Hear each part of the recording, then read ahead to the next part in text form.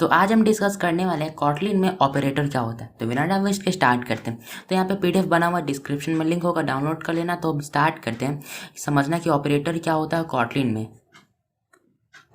तो यहाँ पे लिखा हुआ ऑपरेटर, तो operator are used to perform operation on variables and values. तो इसका मतलब क्या है, अगर हमारे पास दो वेरिएबल या वैल्यू है जैसे कि 1 और 2, तो अगर हमको इसको जोड़ना है, माइनस करना है, मल्टीप्लाई करना है या डिवाइड करना है तो हम यूज़ करेंगे ऑपरेटर। तो अगर हमको कोई भी मैथमेटिक्स यूज़ करना है दो वैल्यू के बीच में, मल्टीप्लाई डिवाइड कुछ भी अगर हमको करना है तो हम यूज़ करेंगे ऑपरेटर को। तो ऑपरेटर को हम यूज़ करते हैं मैथमेटिकल ऑपरेशन को कंप्लीट करने के लिए। तो यहाँ पे कॉटलिन में दिया हुआ है, कॉटलिन में कुल 4 तरह का ऑपरेटर होता है, ठीक है। तो यहाँ पे दिया हुआ arithmetic operator, assignment operator, comparison operator and logical operator. तो अभी हम समझेंगे कि ये चारों ऑपरेटर कैसा होता है।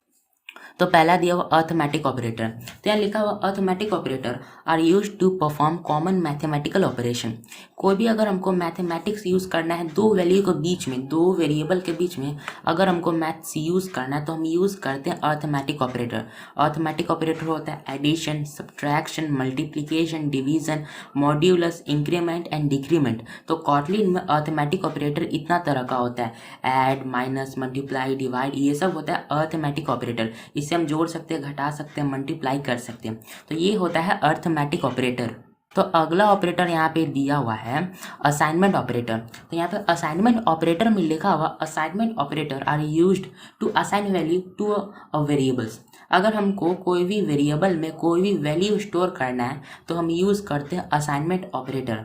तो यहाँ पे दिया हुआ है equals, plus equals, minus equals, multiply equals, divide equals and modulus equals. मतलब कि इक्वल्स का मतलब होता है असाइनमेंट, असाइन करना किसी भी वैल्यू में, किसी भी वेरिएबल में अगर हमको कोई भी वैल्यू स्टोर करना है तो हम यूज़ करते हैं असाइनमेंट ऑपरेटर। और ये कुल इतना तरह का कॉटलिन में असाइनमेंट ऑपरेटर हुआ है। यहाँ पे एग्जांपल भी दिया हुआ है, a=1, a=+1, a-1। तो इस तरह हम यूज़ करते हैं असाइनमेंट ऑपरेटर। तो यहाँ पे नेक्स्ट ऑपरेटर दिया हुआ है कंपैरिजन ऑपरेटर।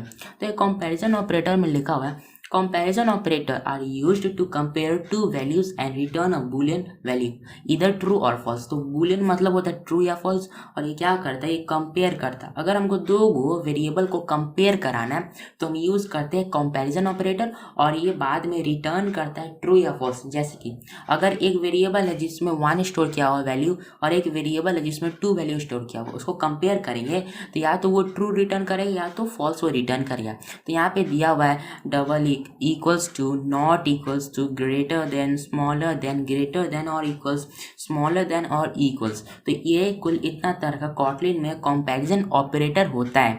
तो अभी हम देख चुके हैं 3 तरह का ऑपरेटर। नेक्स्ट और लास्ट ऑपरेटर यहाँ पे दिया हुआ है लॉजिकल ऑपरेटर। तो यहाँ पे लिखा हुआ है logical operator are used to determine the logic between values and variables.